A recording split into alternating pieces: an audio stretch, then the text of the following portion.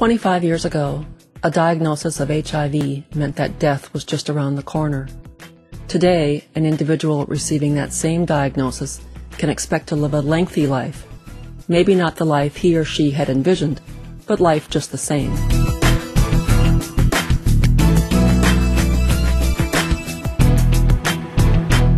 My name's Chris, and I've been positive for 6 years, since 2002. My name is Tom, and I've been positive since August 19th, 2005. My name is Dee, and I got tested in 03, but I've had it since 98. When I was diagnosed, I was married with children, and all that was gone. All that's gone now. All that's gone. The reason I ended up here in Eugene was because I came in for treatment for meth addiction. Yeah, my meth problem was my Band-Aid for my gayness. Oh, I got it in Washington, Tacoma, Washington. I was living with my parents at the time. Met a guy in a bar, and he'd had it for 15 years, and gave it to me deliberately. He told me he didn't have anything, and 3 days before he died, I found out that not only had he given it to me, he gave it to 300 other women. Thanks to advances in modern medicine and medical care, HIV/AIDS has become a chronic yet manageable disease. However, it is still an impoverishing one that can literally turn people's lives upside down. Living with HIV is rough. It's overwhelming, exhausting, time-consuming, physically, mentally challenging. You feel like you got the flu all the time. Instantly, the nausea. The nausea is 24/7. It does not go away. The diarrhea, muscle cramps, just irritability. It really messes with your head. I was an extremely social person before I got my diagnosis, and now my social circle has greatly diminished. My relationships today, like I said, are difficult. Some of the relationships, like with my family members, the ones that I knew I was going to have the most trouble with were the ones that I had no trouble with, and vice versa.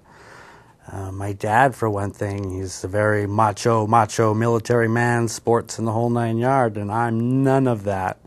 And the day I told him I was positive, I was expecting to be shunned and ignored, and he looked at me and says, "So are you going to die tonight?"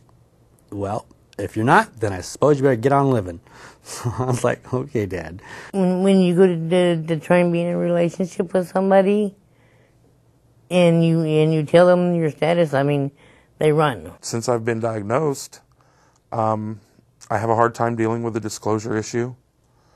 It scares me a lot.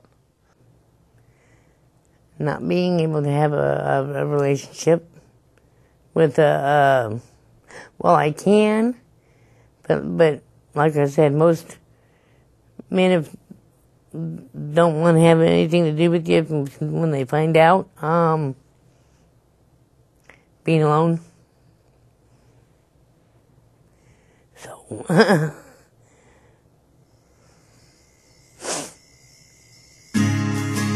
For all of our programs, there is a core value of non-judgment. We are really not concerned with how people contracted HIV. Rather, we are more concerned with helping people get the treatment and services they need to lead better lives. Oh, HIV Alliance, they've been incredible. Since the first day I came in and met Renee, she is the one that helped get me signed up. They helped me get insurance. They helped me get housing. They've, helped me get a doctor here in town.